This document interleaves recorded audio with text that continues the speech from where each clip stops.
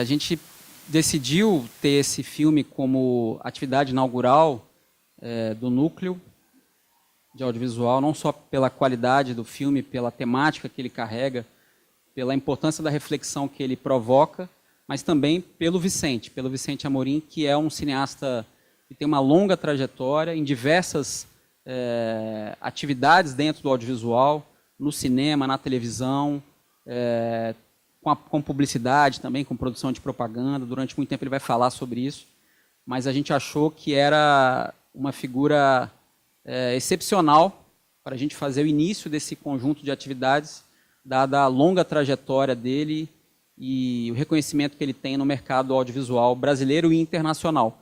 E como a gente falou na divulgação, mandou para vocês, ele teve, digamos, o reconhecimento em várias produções internacionais, reconhecimento nacional e internacional, e especificamente do Homem Bom.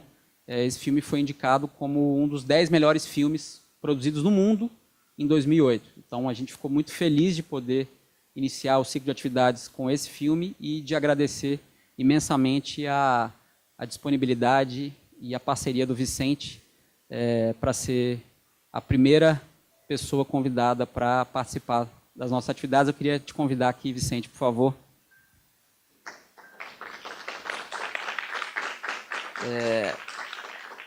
Vicente Amorim, que é diretor e produtor, ele está em atividade desde 1985, quando foi assistente do Leon Richman, no filme Imagens do Inconsciente.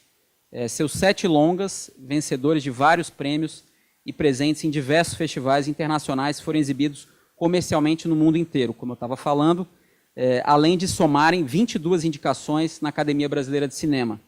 Seu filme O Homem Bom, esse que a gente acabou de ver, com Viggo Mortensen, foi incluído na lista dos melhores filmes de 2008, no mundo inteiro, um dos melhores do mundo em 2008, pelo The Hollywood Reporter e pelo crítico Rex Reed do New York Observer.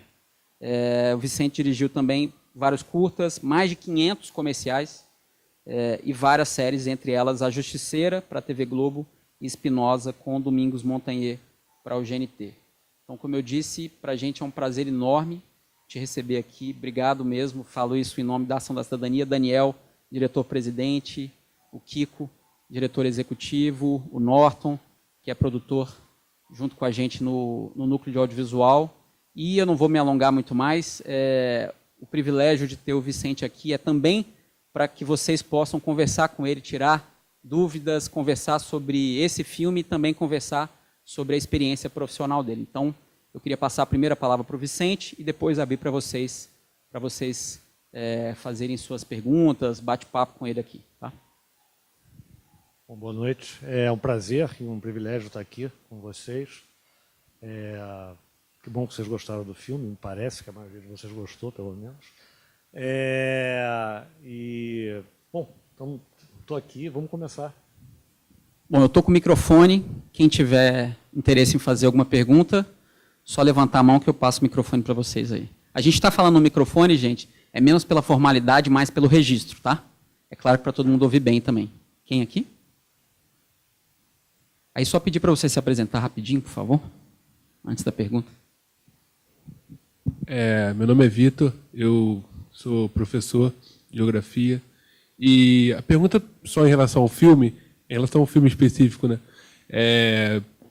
Um homem bom, mas eu acho que se dá em relação ao homem comum mesmo, né? E essa questão, enfim, são cenários completamente diferentes, né? A Alemanha, num outro contexto, metade do século XX, mas uma coisa, a questão do filme é a questão da ordem, né? O cara, ele seguiu fazer as atividades dele cotidianas, e como é que, enfim, e eu queria saber uma impressão sua.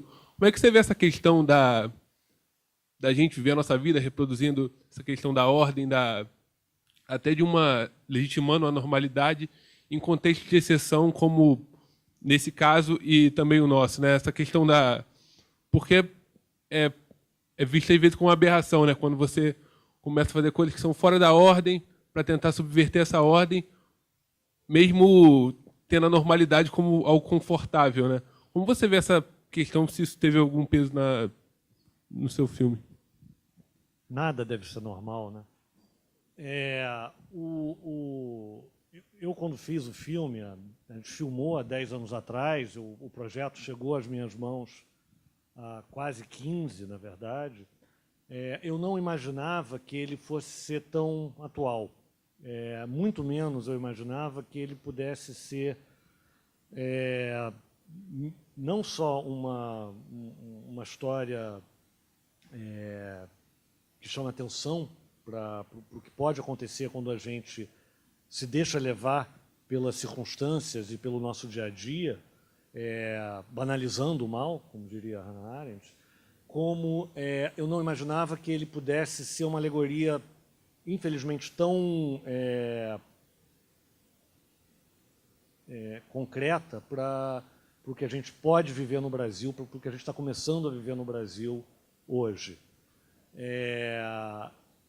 O filme é baseado numa peça de um dramaturgo inglês chamado C.P. Taylor, e a peça era ainda mais alegórica. Tem momentos alegóricos no filme, quando tem aquelas alucinações que ele vê as pessoas cantando e tal. A peça era toda muito alegórica, era toda, enfim, quebrava a quarta parede o tempo inteiro. Foi uma peça muito famosa do Living Theatre, que era um movimento teatral muito importante na Inglaterra nos anos 60 e 70. E o que ele estava querendo avisar ou demonstrar, que obviamente não foi uma construção dele, C.P. Taylor, uma coisa que a Hannah Arendt escreveu sobre, e tantas outras pessoas, é que nós todos, pessoas comuns, no nosso dia a dia, podemos ser agentes do mal muito maior. E que o nosso conformismo, ele é tão nocivo quanto a maldade militante dos líderes de um Estado totalitário. Acho que esse aviso que a peça fez e que o filme reverbera é uma coisa muito atual e é uma coisa que a gente precisa ter em mente sempre, até para a gente poder viver, ou poder tentar viver, ou lutar por uma sociedade livre e democrática. Não sei se isso responde completamente a sua pergunta, mas a sua pergunta é um tanto quanto abrangente.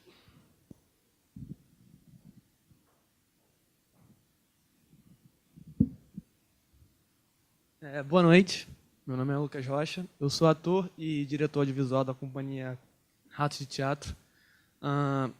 Olhando o filme, parabéns pelo filme, eu acho que é uma crítica que vai estar sempre na nossa sociedade, a questão do bom e do mal, e os cortes, por serem muito longos no filme, eles me permitiram pensar enquanto assisti o filme, em questões da mãe, do personagem principal, comecei a me pôr no lugar dele, imaginando se minha família passasse por esses problemas, etc. E um ponto que eu percebi também assistindo o filme é que foi utilizado muita sombra. O filme ele é mais denso, ele é mais escuro. Eu queria saber se isso foi um toque pessoal seu ou se foi um pensamento mais estético. Olha, a construção da fotografia do filme foi feita por mim e pelo Andrew Dunn, que era o diretor de fotografia.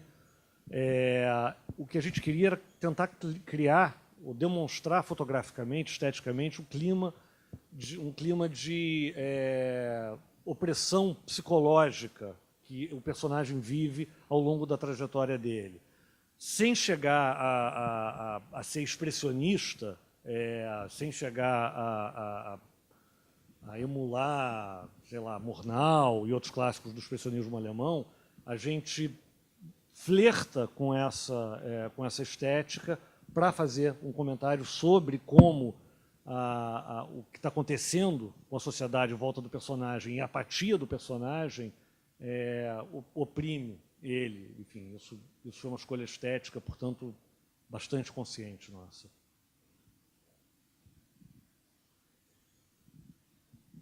Oi, eu sou a Luana Ará, sou atriz também e estudo o negro no audiovisual.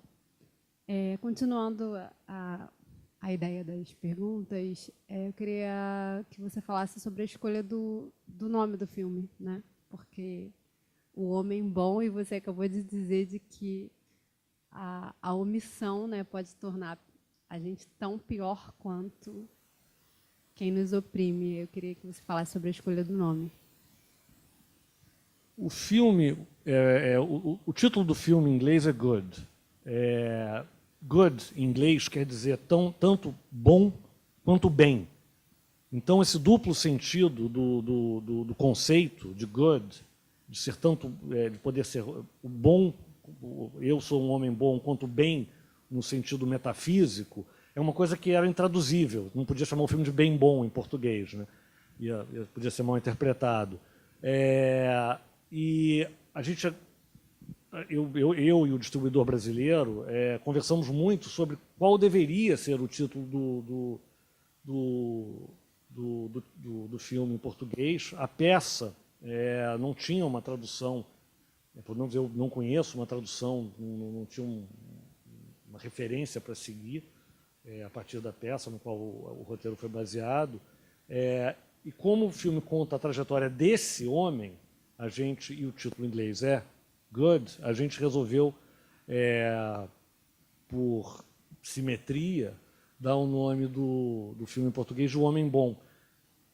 Porque ele, se você analisa individualmente cada ação dele, ele não está fazendo nada de errado, entre aspas. Ele está agindo ali, fazendo o que a sociedade espera que ele faça. Ele comete pequenos deslizes, como todos nós. Mas, na verdade, ele sendo, no dia a dia dele, aparentemente um homem bom, ele sendo, como hoje em dia a grande parte da sociedade brasileira se define de pessoas de bem, na verdade, ele está se colocando do lado daqueles que estavam oprimindo não só a sociedade toda, como a ele próprio e, enfim, que foram responsáveis, em última instância, pela morte do amigo dele, né? Então, é por aí.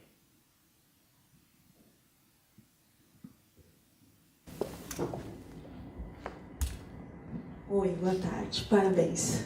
O meu nome é Jaqueline Durans, eu estou fazendo audiovisual cinema na Estácio, eu venho das artes cênicas e, enfim, as camadas, Deleuze, eu vi muita coisa a cegueira dele, a omissão dele, e me veio a Hannah, porque ela fala que é o pensar. Aquele momento que você não pensa e ele vai se deixando levar, como todos nós vamos no dia a dia, com as pequenas omissões ou as pequenas coisas que a gente faz, tipo uma fila, e que você passa por cima do outro e tal. Então, o filme é incrível e eu fico pensando se é um projeto teu ou que você compartilhasse com a gente como que foi esse momento. Alguém chegou com um roteiro, é um roteiro feito por um brasileiro, ou adaptado por um brasileiro, ou adaptado, já chegou pronto para você, e que você contasse, foi uma experiência filmada aqui, ou foi uma experiência filmada lá, porque você está com atores maravilhosos, o que faz o amigo dele, o Maurice, é incrível aquele ator, eu estou tentando lembrar, ouviu, a gente sabe quem ele é, mas... E eu fiquei impressionada. O dele é o Lúcio Malfoy no Harry Potter. Cara, é muito bom ele. Ele tem uma contenção. Tem vários outros papéis. Ele tem uma contenção maravilhosa. Então, mas é isso mesmo. Então, eu queria que você compartilhasse com a gente como foi essa experiência internacional de produção, e o projeto chegou para você, e a equipe técnica também, e a sua comunicação com eles. Como foi isso? O filme, na verdade, tem projetos que a gente escolhe e tem projetos que escolhem a gente. Esse cai na segunda categoria. Mas o projeto chegou a mim por causa do filme que eu tinha feito antes, que foi o meu segundo longa, mas o meu primeiro longa de ficção, que é o Caminho das Nuvens. A produtora do Homem Bom, ela estava procurando um diretor para fazer o filme. É um projeto que ela já tinha há quase 20 anos. E ela não queria que fosse um diretor europeu. Ela é uma produtora inglesa, chama Miriam Siegel. Ela já tinha produzido alguns outros filmes e continuou produzindo. E ela não queria um diretor europeu porque ela achava que os diretores ingleses, europeus, ela é inglesa, a produção do filme é majoritariamente inglesa, é ângulo, alemã e húngara a produção, mas 60%, 70% dos fundos são com os quais a gente fez o filme são da Inglaterra. E ela não queria um diretor inglês porque ela achava, provavelmente com razão, se não para minha sorte pelo menos, que um diretor inglês teria tanta bagagem pessoal, teria uma conexão tão forte com os eventos, teria uma conexão tão forte com os eventos por razões familiares, de história familiar, de crenças pessoais, até religiosas, se fosse judeu, por exemplo, que isso interferiria num certo distanciamento que ela queria que a realização tivesse do material. Claro que o filme não é o filme, a gente procurou até fazer um filme que tocasse as pessoas, que emocionasse as pessoas, mas há muitos momentos nos quais a gente realmente se distancia, há um quê, assim, sem querer ser pretencioso, um quê brechtiano ali. Sim, exatamente. Então foi assim que o projeto chegou a mim. Ela viu o Caminho das Nuvens, na época, isso foi 2004, 2005, nós, diretores latino-americanos, a gente estava muito na moda, eu nem tanto, mas o Fernando Meirelles, o Cuarón, o Iñárritu e por aí vai. O meu filme foi muito bem recebido, o Caminho das Nuvens, por onde ele passou. Ele tinha passado recentemente no Festival de Londres. Ela viu o filme lá, procurou o meu agente. E eu, que já tinha lido uma pilha de roteiros muito ruins, finalmente bateu a oportunidade de fazer um filme com um tema que me interessava muito, que eu achava, embora sendo um filme de época, um filme com um tema que eu achava atemporal. Curiosamente, eu já tinha um projeto brasileiro, que eu acabei filmando só 3 anos depois, chamado Corações Sujos, baseado no livro do Fernando Moraes, que contava um outro aspecto da Segunda Guerra Mundial, do ponto de vista da colônia japonesa aqui no Brasil. Então era um assunto, a Segunda Guerra Mundial, que eu já estava estudando pela ótica dos vencidos também, no caso, os japoneses aqui no Brasil. Então, quando esse projeto chegou para mim, eu me sentia muito, não, mais do que preparado, eu me sentia como atraído mesmo por ele. Foi assim que o projeto chegou. Eu trabalhei no roteiro com um roteirista inglês chamado John Rathel, que já estava envolvido no projeto. A própria Miriam, a produtora, participou bastante desse processo. Um grande parceiro meu, que é o Davi França Mendes, que escreveu para mim tanto o Caminho das Nuvens quanto o Corações Sujos, ele ajudou na versão final. A gente estava com um roteiro muito longo e aquela parte doméstica estava, para o meu gosto, eu achava que ela estava meio novelesca, assim, meio folhetinesca, melhor dizendo, estava. E ele ajudou muito a sintetizá-la, mas o roteiro final é do John Rathel. O Davi ajudou a dar essa forma final, mas o roteiro final é do John Rathel, até porque o roteiro foi escrito em inglês, precisava ser falado em inglês por razões econômicas, embora os personagens sejam alemães e o filme seja passado na Alemanha, o filme precisava ser em inglês para ser financiado, senão o filme não teria existido. A equipe técnica, eu conheci a maior parte deles na Inglaterra durante a pré-produção. A maior parte dos chefes de departamento foram ingleses, são todos meus amigos até hoje. Com alguns eu fiz um trabalho ou outro, depois na Inglaterra e tal. A equipe de elétrica, maquinária e cenografia, grande parte era húngara, porque a gente filmou na Hungria, a gente filmou em Budapeste. A razão da gente ter filmado em Budapeste é porque Berlim, hoje em dia, não se parece mais com Berlim. Sim, isso. Berlim foi, enfim, sobrou muito pouco da Berlim dos anos 30 por causa dos bombardeios, e o fato é que Budapeste parece mais com Berlim do que Berlim. Então a gente acabou filmando lá, enfim, foi um processo, foi um barato, mas assim eu lembro logo que eu cheguei de volta, muita gente me perguntava como foi a experiência. É igual, fazer audiovisual em qualquer lugar do mundo é igual, a gente faz da mesma forma. Tem uma linguagem universal do cinema que é a mesma. Assim, é bom ter mais dinheiro, isso é bom. Mas fora isso, é muito parecido. O fotógrafo é um cara chamado Andrew Dunn, que fotografou, entre outros filmes, o Gosford Park Isso. Obrigado. Deixa eu aproveitar, Vicente, aproveitar o gancho da tua pergunta. Ótimo, só falar aqui no microfone para registrar.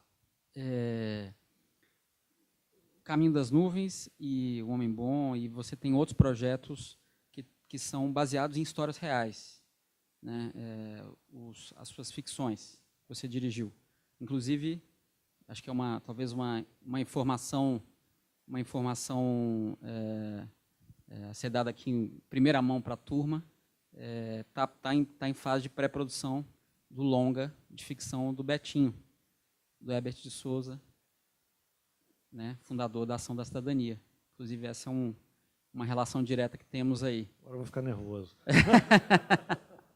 Não estou querendo aqui te pedir para você adiantar nada, não. Não é isso, não. Sem spoiler. Mas, assim, isso é uma opção sua enquanto criativo ou é uma opção sua enquanto alguém que quer intervir na realidade a partir das histórias que você toma contato, ou as duas coisas? Certamente são as duas coisas. E mesmo os filmes que eu fiz, que são baseados em fatos reais, e personagens verdadeiros, eles precisam ser vistos e tratados e até mesmo apreciados pela ótica da ficção. E foram construídos como obras ficcionais. Ter a realidade como base para a construção é uma coisa que todos nós temos sempre. Eu acabei de fazer um filme completamente diferente de todos os outros que eu fiz na minha vida, que é um filme um thriller de fantasia, meio de terror, com motocicletas e monstros assassinos. Mesmo um filme como esse, você está, na verdade, refletindo, no caso específico, conceitos e circunstâncias psicanalíticas do dia a dia de todos nós. Portanto, de certa forma, é baseado em fatos reais também. Agora, quando você tem a oportunidade de sintetizar num filme eventos verdadeiros e personagens verdadeiros, você tem dois grandes desafios. Primeiro, você tem que ter um cuidado enorme para não deixar com que a realidade domine o seu filme de uma forma tal que você não consiga tirar dela o que é essencial, e que é a razão de você estar contando aquela história. E a outra, que é parte, na verdade, dessa mesma, que é você achar o recorte que vai trazer à tona o que é essencial ali. Tem uma frase que, na verdade, é a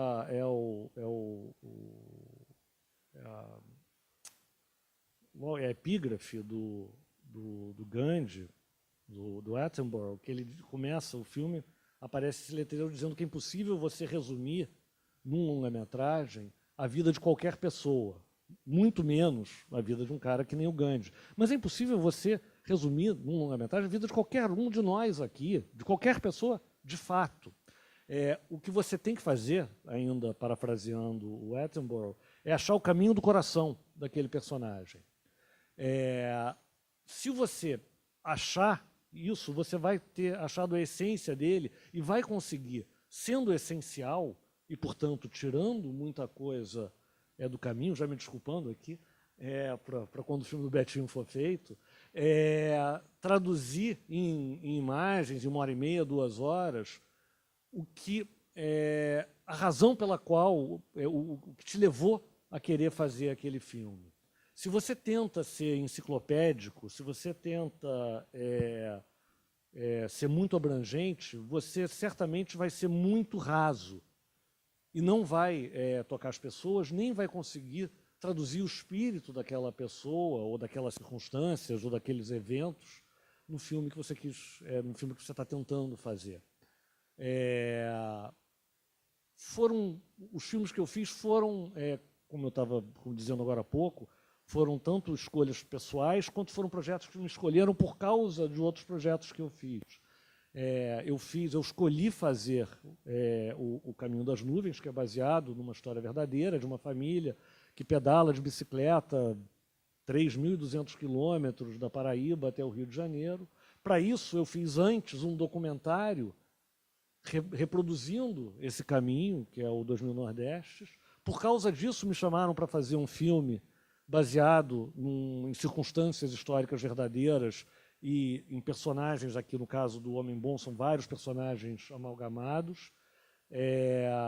Já tinha como projeto, escolhido por mim, também baseado em fatos reais, o Corações Sujos, e por causa disso me chamaram para fazer o Irmã Dulce, e eu tenho a impressão que não foi muito diferente no caso do Betinho.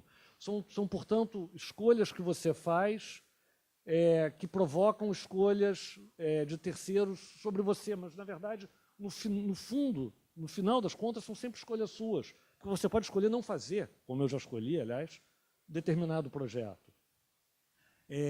Eu acho que a realidade é tão rica e tão propícia a gente fazer reflexões íntimas mesmo, sobre nós mesmos, né? Como a história pessoal de cada um de nós, ela é tão importante quanto a história com H maiúsculo. Na verdade, a história com H maiúsculo, dos generais e dos presidentes, não existiria sem a nossa história particular, né? Nós somos engrenagens tão importantes da história quanto quaisquer outros.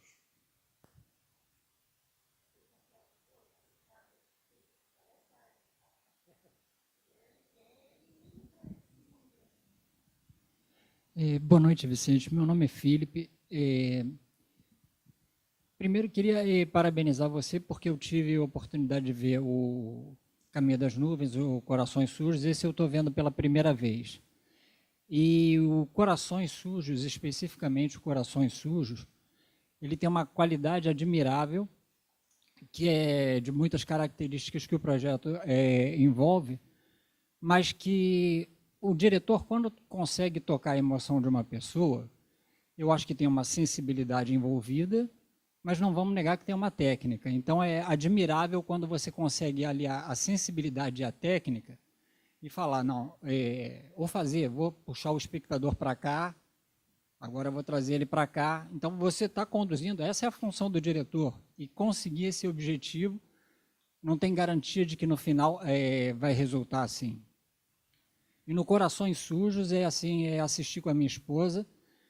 Nós somos espectadores muito chatos de ver o filme desconstruindo ele enquanto ele acontece, elogiando os planos ou comentando entre a gente o que a gente não gostou. Deve ser muito chato assistir filme com a gente. Mas o Corações Sujos fez ela terminar com os olhos lacrimejantes. E eu só associo Corações Sujos, apesar da temática ser totalmente diferente, a outro filme que é muito cruel com o espectador nesse sentido, que é o Cinema Paradiso, do Tornatore. Que eu já sei o que vai acontecer, eu já conheço o roteiro de cor e salteado. Se eu ver de novo, eu vou chegar naquele mesmo resultado quando o filme acaba. E aí queria te perguntar, nesse projeto de agora, como é que foi a experiência de você filmar lá fora? Eu sei que não é um filme norte-americano, mas não é todo diretor brasileiro que se adapta à realidade industrial de lá. Eu ouço dizer, por exemplo, que o Walter Salles se ressente muitíssimo da experiência que ele teve com a refilmagem que ele fez do Água Negra. Então, queria saber se foi, apesar de tudo que você abraçou, se foi uma experiência confortável, que você dominou completamente, se teve dificuldades de relacionamento. E queria saber também o que o Viggo Mortensen trouxe como ator para o projeto. Eu não sei se foi uma escolha sua ou se ele já estava atrelado à produção, mas ele também tem uma qualidade admirável que, apesar dele ter um peso na indústria, ele não é aquele superstar que você vê a cara dele e todo filme que você vai ver, você está vendo a cara daquele sujeito. Eu acho que ele é um pouco mais low profile, ele consegue se amalgamar a um personagem que ele está construindo, ele fica coladinho ali, ele traz coisas para esse personagem, e eu pude perceber isso muito nos 2 filmes que ele fez com o Cronenberg, especialmente o História da Violência.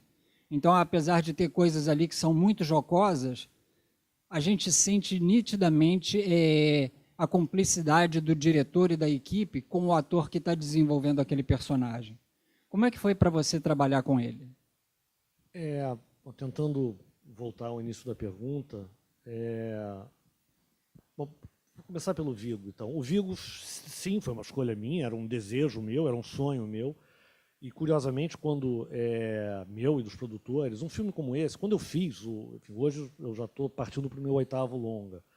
Esse foi o meu 3º, sendo que os 2 que eu tinha feito, um era um documentário muito pequeno, foi bem recebido, ganhou o prêmio da Unesco e tal, mas é um documentário. E o outro era O Caminho das Nuvens, que era um filme brasileiro, enfim, modesto, pelo menos de tamanho de produção. Então, quando me convidaram para dirigir esse filme, era evidente que o filme só decolaria se tivesse um nome forte no elenco. Ele não seria financiado sem um nome forte no elenco. Não adiantava eu querer chamar um ator extraordinário se ele não fosse muito conhecido. A forma como isso acontece na prática é que você senta, você, o teu produtor, o teu agente, o diretor de casting, e abre o IMDb literalmente, e começa a fazer lista, vai fazendo lista, fulano, ciclano, beltrano, não sei o quê, blá, blá, e quem é que você queria, e obviamente quando você lê o roteiro, pessoas te vêm à cabeça, eu tinha comentado sobre esse filme com na verdade, um colega do meu pai, que é diplomata, e ele tinha falado, não, você devia chamar o Viggo Mortensen para fazer esse papel, porque ele é um deus nórdico e tal. E eu já estava pensando no Viggo, falei, caramba, é verdade, esse cara, esse papel desse anti-herói nazista, ele tendo essa característica de ter descido do Valhalla ali para viver aquele personagem, era importante, enfim, não faria muito sentido chamar, sei lá, o Steve Buscemi para fazer esse papel, não ia convencer como o ideal do homem ariano, nacional-socialista ali. E ele estava na lista, ele estava no topo da lista, portanto, desde o começo. E aí a gente mandou o roteiro, como é de praxe, a gente mandou o roteiro para a agente dele, e uma semana depois a gente recebeu a resposta que ele não estava interessado no projeto. A gente ficou chateado, ficou triste e tal, mas partimos para as outras alternativas. Aí eu não gostava, outros a produtora não gostava, outros muito bons não estavam disponíveis. A gente levantou nomes que hoje foi muita sorte que não tenham topado, porque teriam prejudicado bastante o filme, porque eram atores não tão adequados para o papel, para dizer o mínimo. Aí, numa conversa de bar com uma publicist americana, que era amiga de um dos produtores do filme, a gente falou, pô, pois que a gente queria mesmo era o Viggo. Aí essa moça, essas relações públicas, falou, mas vocês falaram com ele? Falei, não, a gente falou com a gente, que já disse que ele não está interessado em fazer esse projeto. Ela falou, tem certeza que ele não está? Bom, pois foi o que a gente disse. Aí ela falou, eu acho que não é bem assim a história, me dá o roteiro. E no caso, dar o roteiro não era mandar o arquivo, não, era dar o roteiro fisicamente. Me dá o roteiro. A gente deu o roteiro para ela menos de uma semana depois, 2 ou 3 dias depois, ele falou: o Viggo quer fazer o filme. Não só quer fazer o filme, como demitiu a agente dele, está trocando de agência por causa dessa história. Era mentira. A agente dele não queria que ele fizesse o filme de um diretor brasileiro pouco conhecido, baseado numa peça do Living Theatre. Tinha tudo uma cara muito de filme cabeça demais para o que a agente dele achava que ele devia fazer. E o Viggo, quando ele era um jovem... O Viggo fez muito pouco teatro. Muito pouco teatro. Mas quando ele começou a carreira dele, como quase todos os atores, no teatro, e um dos primeiros papéis que ele quis fazer foi o papel do John Howder numa montagem que aconteceu em Londres, acho que no final dos anos 80, se eu não me engano, no meio dos anos 80, quando ele era muito jovem, antes de ele fazer a Testemunha. Testemunha, aliás, ele nem está, ele foi cortado do filme. Né? E ele não passou no teste. Ele foi até Londres para fazer o teste, para fazer o John Howder, para essa montagem, e não passou. Então, quando ele soube que estavam convidando ele, prioritariamente, para fazer esse filme, e ele tinha visto, por acaso, ele tinha visto em Los Angeles, o Caminho das Nuvens foi lançado nos Estados Unidos, em 2003, final de 2003, comecinho de 2004, conhecia, portanto, o meu filme, conhecia a peça, queria fazer sobre dessa história, aí ele topou fazer o filme. No que ele topou fazer o filme, a estrutura financeira do filme se confirmou. Porque enquanto não houvesse um nome, claro que podia ser outro, mas um nome como o dele, o filme não seria financiado. Então, a entrada do Viggo se deu dessa forma. Ele foi um cara presente, companheiro o tempo inteiro. Ele, assim que topou, ele veio para a Europa, fez um tour pessoal sozinho, que ele fez questão de fazer sozinho, de todos os campos de concentração da Europa, enfim, obviamente, principalmente da Polônia e da própria Alemanha, mas foi a todos. Auschwitz, Treblinka, tudo. E depois a gente se reencontrou, depois desse tour dele, a gente se reencontrou em Londres, a gente ensaiou durante 3 semanas, e foi ótimo trabalhar com ele. Ele é um cara, ele é americano, mas ele é filho de pai, o pai dele é dinamarquês, e ele foi criado até os 12 anos de idade na Argentina. Então ele tem um espírito muito latino-americano, fala espanhol perfeitamente, com sotaque portenho, naturalmente, conhece o Brasil, ele é muito diferente do que da maioria dos atores americanos que eu conhecia. Ele não tem nada a ver com aquele estereótipo do gringo, entre aspas, babaca, que é um estereótipo que, infelizmente, se confirma com grande frequência. Então, tê-lo no projeto foi muito importante por vários motivos. Tanto artístico, ele foi muito companheiro, muito dedicado na construção do personagem, quanto econômico. Ele estava recém-saído ali da trilogia do Senhor dos Anéis, então ele estava lá no alto o poder dele em Hollywood era muito grande. Tê-lo no filme foi muito importante. Falando da minha experiência lá, foi ótima a minha experiência. Não foi difícil. Foi difícil tanto quanto é difícil fazer qualquer filme. Na verdade, você me perguntou se foi confortável. Não é confortável. Fazer cinema não é confortável. Né? Fazer cinema é uma coisa que é absolutamente desconfortável o tempo inteiro. E você vive ansioso, e você vive com gastrite, e você acha que você não vai conseguir pagar as contas, e você acha que está todo mundo contra você, e depois, quando você finalmente faz o seu filme, você acha que ninguém vai gostar. Então, confortável mesmo nunca é. Mas a minha relação com os produtores foi muito boa, até porque era uma produção, apesar de ser uma produção relativamente grande, de 15, 16 milhões de dólares, era uma produção independente. Então, eu não tinha a pressão que é verdadeira, que acontece com frequência, de um estúdio dizendo para mim tem que ser assim, tem que ser assado, precisa de mais cenas de ação, esse filme precisa ser mais rápido, não pode ter tanta divagação, corta essas alucinações dele. Não tive esse tipo de questão. Foi, desse ponto de vista, foi confortável.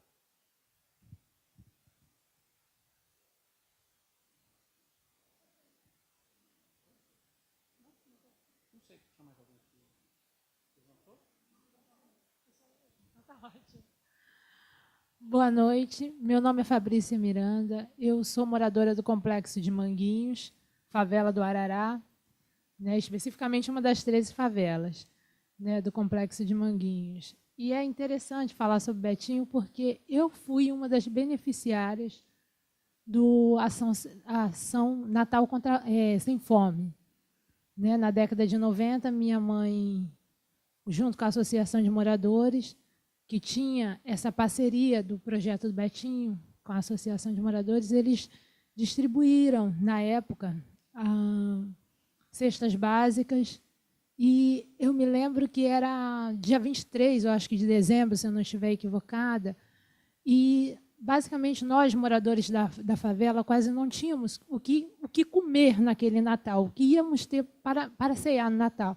E eu me lembro que aquela cesta básica que chegou foi tão importante na nossa vida, foi tão importante para nós que moramos lá, porque eu moro ainda lá, né? E nós passamos o Natal comendo salsicha, porque veio na cesta, veio salsicha. Então, para muitos isso daí não tem valor, mas para nós tem muito valor. Que bom que vão fazer um filme falando sobre o Betinho, né? E espero que pegue também pegue relatos de moradores de favelas que tiveram a oportunidade de ser beneficiários. Né? Penso que seja muito interessante e seja importante até o depoimento de muitos de nós, né, que tivemos esse privilégio. Bom, a minha pergunta vai envolver favela. Já fez algum filme, ou tem interesse, desejo de fazer algum filme que relate sobre algo, sobre as favelas, né? Porque até então, pelo que eu vi, é mais filmes que não têm retrato de uma realidade que nós temos aqui no Rio, muito grande, né? A violência daqui que existe aqui no Rio, a violência que existe dentro das favelas. Eu não sei se assim como existiu o filme Tropa de Elite, não sei se você tem interesse um dia ainda de produzir um filme com essa temática. Né? Obrigado pela pergunta. Fazer um filme sobre o Betinho vai ser uma responsabilidade enorme, por todos os motivos. Eu, na verdade, o meu primeiro longa, o 2000 Nordestes, ele é um documentário, ele se passa, grande parte dele, na favela de Nova Brasília, lá em Brasília Teimosa, perdão, em Recife. A gente filmou aqui no Rio, filmamos no Complexo de Manguinhos, filmamos, na verdade, ali no Pinheiro, ali na Vila Pinheiro, que chama? Da Maré, exatamente. Filmamos no Complexo da Maré, na Vila Pinheiro, e eu fiz, uma das primeiras coisas que eu fiz no audiovisual, já há muito tempo, foi um documentário sobre o Santa Marta, que chamava Histórias do Santa... Na verdade, chamava... Ele deu origem ao filme do Eduardo Coutinho, Santo Forte, que foi feito no Santa Marta. Foi um material, ele acabou virando um material de pesquisa que o Eduardo Coutinho usou para fazer o Santo Forte. Foi um filme que eu, o Sérgio Goldenberg e o Marco Antônio Oliveira fizemos, isso em 85. A gente ficou meses indo todo dia no Santa Marta filmar. Eu conheci ele na época, ele participou muito ativamente do projeto. Qual era o nome? Pois ele é um cara fantástico, agora me deu um branco o nome dele. Na época era o líder do tráfico era o Zaca. A gente teve, enfim, a gente filmou tudo lá. Era uma época um pouco mais, entre aspas, não tinha nada de bom, mas era um pouco mais romântico. O tráfico não era tão barra pesada quanto virou depois. Eu, que era um garoto de 18 anos de idade, a gente conseguia entrar e sair com facilidade. Nosso problema era sempre com a polícia, nunca era com a favela. Com a galera do tráfico, com a rapaziada, a gente nunca teve problema. Então, na verdade, não só já tive contato, como depois, o Caminho das Nuvens, ele termina também, o finalzinho dele, antes do epílogo, que é ali no Cristo Redentor, é na Maré. Eles chegam no Rio de Janeiro, eles chegam na Maré, e a personagem vivida pela Cláudia Abreu pergunta para o Wagner Moura se o Rio de Janeiro, aquilo que é o Rio de Janeiro. Ele fala, isso aqui que é o Rio de Janeiro. Eu tenho, depois, para o futuro, um projeto que eu devo rodar agora no segundo semestre, que grande parte dele vai ser feito em Vigário Geral. É um projeto que vai ser feito em parceria com a Afro-Reggae. Então, a realidade estou longe de ser um especialista, tá? Mas a realidade das favelas cariocas é uma coisa que faz parte tanto do meu passado quanto do que eu pretendo fazer no futuro, sim. Não pode ser ignorado, é metade do Rio de Janeiro. Alguém mais aqui? Perguntas? Aqui. Boa noite a todos, meu nome é Valdemir, desculpa, eu estou gripado, está meio difícil até de sair a voz. Como eu falei no começo aqui, eu vim aqui mais por curiosidade. Tenho um convite para te fazer, mas no bastidores, tá? Não posso fazer, pode ser constrangimento para você. Então, o que acontece? A realidade, você falou favela, realmente a realidade e a ficção é uma distância assim, muito grande. Eu, particularmente, posso falar que eu entendo da favela, entendo do asfalto e entendo das leis. E a ficção disso tudo é tudo muito contraditório.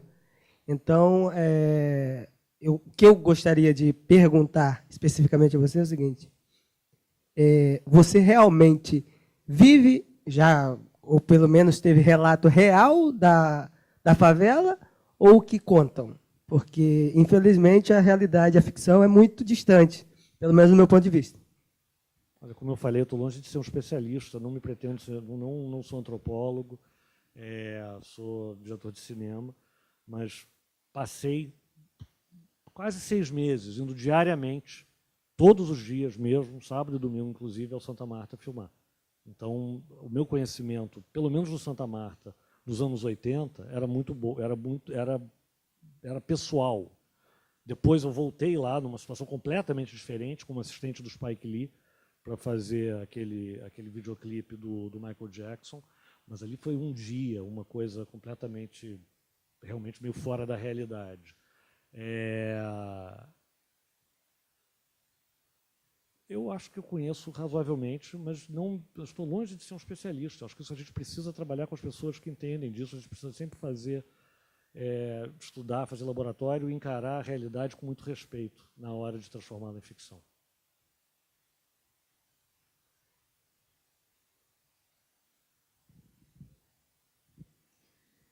Boa noite, meu nome é Ruth Schering, eu sou atriz.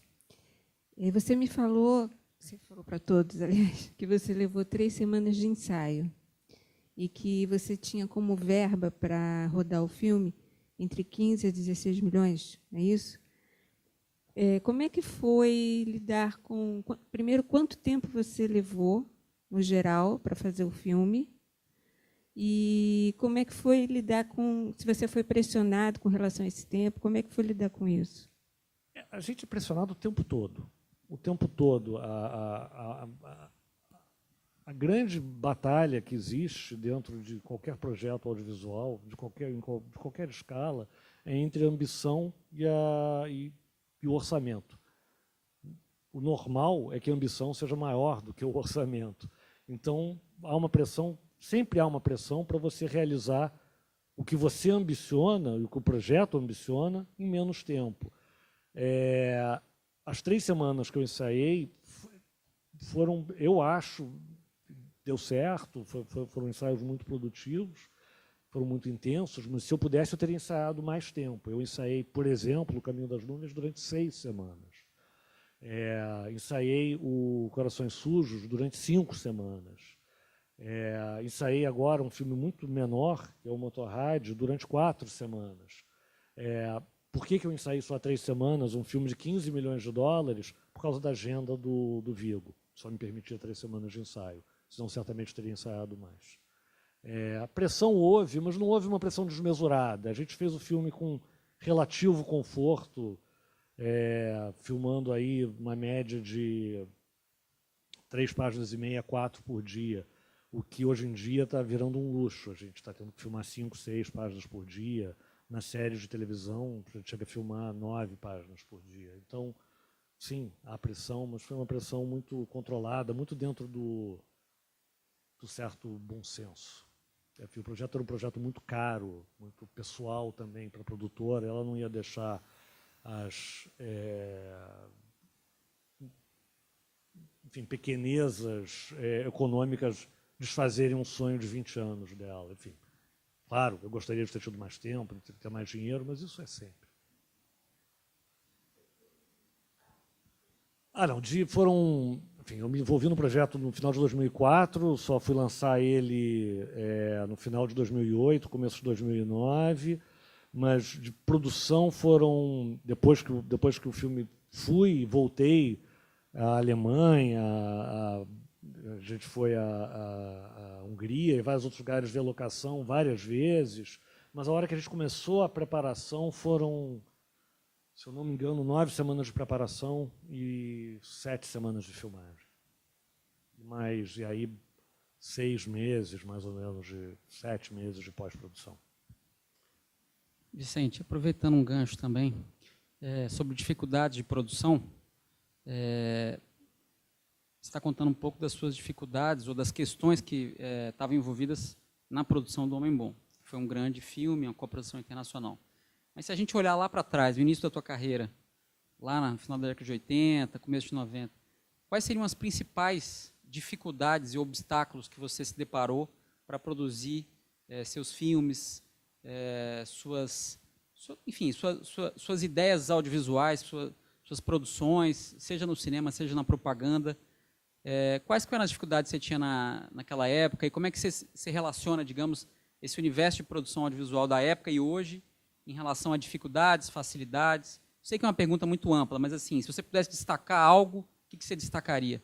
Olha, a gente viu eu comecei minha carreira de diretor eu acho que vale a pena focar na ficção, um diretor de dramaturgia ficcionada, na verdade nos anos 90. E era muito diferente de hoje em dia, porque a gente estava vivendo uma era, no começo dos anos 90, pós-Collor, em que era terra arrasada. Não tinha nada, na verdade. Não tinha Ancine, não tinha fundo setorial.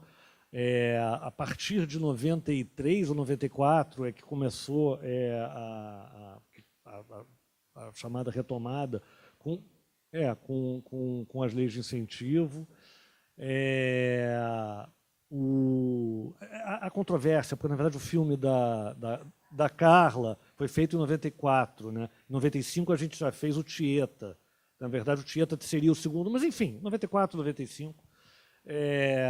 E era muito, você fazer um filme era um ato heróico. O Davi França Mendes, que é roteirista de vários filmes meus, na época era crítico, e ele escreveu sobre um dos filmes dos quais eu trabalhei, que eu vejo essa canção, do Cacá Diegues. Na crítica dele, ele dizia que, às vezes, os filmes que podem ser feitos são os filmes que devem ser feitos. E, na época, você fazer o filme, você conseguir fazer um filme qualquer, era um ato heróico, na verdade. Eu acho que isso mudou muito, melhorou muito. Sem falar que, na época, tinha uma questão técnica também, que, na época, um filme tinha que ser feito em película. Não havia hipótese de você fazer um filme em digital, não existia o digital. E você não podia fazer em Ulmatic, Betacam, imagina, isso não tinha a menor possibilidade de ir para o cinema. Eu fiz, ao longo da minha carreira, 5 curtas. Se eu tivesse feito esses curtas dos anos 2000 para cá, eu tinha feito uns 50, com certeza. A gente vive uma revolução tecnológica hoje que permite com que a gente pratique cinema de uma forma que não era possível. Sempre que eu converso com quem está começando, o que eu digo é, cara, vai e faz um curta, não tem desculpa. A gente conseguia fazer naquela época, sabe, mendigando ponta de negativo, pedindo equipamento emprestado, os equipamentos eram poucos e eram caríssimos. Exatamente, hoje em dia você pode fazer um curta, isso aqui, sabe, isso aqui dá para filmar, tem um app que chama Filme, que você pode filmar em 2K com um celular. Sabe? Vai filmar, porque vocês estão aqui, vai filmar. Entendeu? Isso é uma revolução, sabe? A realidade do Arará, a realidade, sabe? A gente, de todos os lugares, a gente vive hoje possibilidades que eram absolutamente inimagináveis na época. Eu acabei de fazer um filme, meu último filme, curiosamente, foi meu filme mais barato, que eu fiz um filme de ação, um thriller, em 4 semanas. Eu só consegui fazê-lo em 4 semanas porque eu filmei grande parte dele com 9 câmeras. Eram 9 câmeras digitais. Tudo bem, câmeras profissionais digitais. Mas que se eu tivesse, na época, não seria nem... Sabe, eu ia me entregar o roteiro, eu falei, esquece. Não tem condição, entendeu? Então, essa diferença, a diferença da organização da indústria, da organização das políticas audiovisuais, da política de fomento, da organização, com todos os problemas e todas as contradições que a Ancine viveu nos últimos anos e continua vivendo. Assim, houve um salto enorme nas possibilidades de financiamento. Você simplesmente não conseguia fazer. Não era possível. Tem uma geração que é imediatamente anterior à minha que não filmou. Essas pessoas ficaram... Teve gente que ficou maluca, entendeu? Mesmo, doida, pinel, birita, cachaça, pó, o cacete. Porque não conseguia filmar. Hoje, não estou dizendo que é perfeito, está longe de ser perfeito, mas as possibilidades são muito maiores. As possibilidades de financiamento, inclusive, para jovens realizadores, para estreantes, são muito maiores. É difícil, é injusto, é deficiente, mas é muito melhor. A gente precisa batalhar para que essas políticas permaneçam, para que elas sejam políticas de Estado, para que elas não sejam só uma lembrança de uma época que foi vivida até recentemente. Eu tenho a impressão até que, apesar do que a gente está vivendo no Brasil, isso vai, pelo menos por enquanto, se confirmar. Oxalá, né? E a outra revolução é a revolução tecnológica. É completamente diferente. Enfim, claro que isso não significa que a produção... Assim, o que é difícil, o que é caro em cinema? É logística. Caro é logística. Caro é você levar um monte de gente para um determinado lugar, é você construir um cenário, é você criar efeitos, mesmo que digitais e computador, que demandam horas e horas e horas de rendering e um batalhão de gente trabalhando quadro a quadro. Tudo, som, música. O caro é a logística, mas a técnica básica para você registrar imagens, hoje em dia, é tão mais acessível do que era, que isso cria possibilidades que nem em sonho eu conseguia imaginar 20, 30 anos atrás.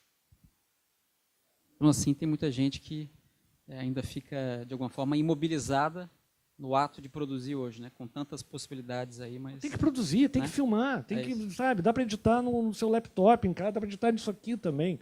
Sabe, tem que botar, não tem onde passar, bota no YouTube, avisa os amigos, bota no Facebook.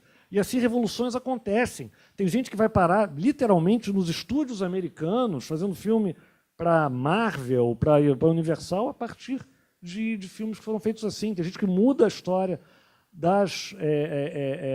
a história pessoal e a história da comunidade de onde ele veio por causa dessas possibilidades. Perfeito. Bom, a gente está chegando no final, a gente tem um horário limite aqui. Na verdade, a gente já tem mais menos de 10 minutos para finalizar, infelizmente, porque o papo está ótimo. Então, eu queria passar para uma última pergunta. Não sei se alguém tem mais alguma pergunta, ou então passo direto para as considerações finais do Vicente. Não sei se o Daniel quer fazer algum comentário. Não? Tem alguma última pergunta? Vou pedir para ser objetivo por conta do tempo, tá? Por favor. Rapidinho, só saber, nessa questão que você falou aí, primeiro, se não tem nada a gente, como pessoas do cinema, a se lamentar com a perda da película como suporte corrente da indústria. Se isso virou Tchau, película. Um romantismo só atrapalhava velho. A gente. É romantismo, é fetiche de fotógrafo hipster. Tá. E com relação ao Homem Bom, eu demorei um pouco a me situar no início do filme, porque depois eu confirmei isso com a chancela da BBC, mas eu estava ouvindo aquele sotaque britânico da conversação, e o nome do personagem é John. Então eu fiquei muito assim, apesar dos indícios de que a história transcorria na Alemanha, eu ficava assim, eu estou vendo ingleses falando de uma situação na época da guerra, reportando a Alemanha. Isso é uma coisa que a gente trouxe da peça, a gente fez questão de reproduzir da peça no filme, que era fazer com que tudo parecesse absolutamente normal. E tem uma coisa que é corrente nos filmes, que é comum nos filmes passados na Alemanha, especialmente nessa época da ascensão do nazismo, é que tem os personagens falando inglês com sotaque, que é meio ridículo, na verdade, né? E a gente fez uma escolha consciente, portanto, de se todos eles estão falando a mesma língua, que eles falem sem sotaque. E de manter os nomes como o C.P. Taylor, o autor da peça, tinha determinado, nomes anglicizados, para que eles não parecessem, para que eles não saltassem como corpos estranhos no meio daquela normalidade toda. Maravilha. Vicente, mais uma vez, a gente queria agradecer muito, muito mesmo a tua disponibilidade de estar aqui com a gente hoje. Agradecer a todo mundo que veio, que participou. Queria lembrar que as inscrições para o núcleo estão abertas até amanhã. Então, quem não fez ainda inscrição, veio aqui hoje e não fez, por favor, faça a inscrição, porque como a gente avisou no início, mesmo que não esteja na seleção, vai ter acesso a todas as informações, aos vídeos, a uma série de atividades que a gente vai trabalhar ao longo desse período, até julho. Inclusive, nesse sentido, Vicente, a gente conversou um pouquinho lá fora antes de entrar. Fica aqui o convite também para que você possa estar com a gente em eventuais outras conversas. Com certeza. Em outras rodas de debate. Foi excelente, a gente agradece e espera ter você junto com a gente no núcleo a partir de agora com as outras atividades. Obrigado, Tá foi bom? um prazer estar aqui. Obrigadão, gente. E a gente queria agradecer muito também o Mar, que se tornou parceiro do núcleo. Essa é a primeira atividade que a gente faz aqui, então a gente queria agradecer muito a diretoria de eventos, o Daniel, a Poliana, o Gabriel, que estava aqui até pouco tempo, toda a equipe técnica também, que participou, ajudando na produção dessa atividade. E lembrando, segunda-feira, dia 17 agora, a gente tem o lançamento do núcleo e do laboratório audiovisual aqui na Ação da Cidadania, aqui na Barão de Tefé, segunda-feira, dia 17, às 19 horas. A gente vai falar bastante sobre o laboratório lá, estão todos convidados, tá bom? Obrigadão, gente.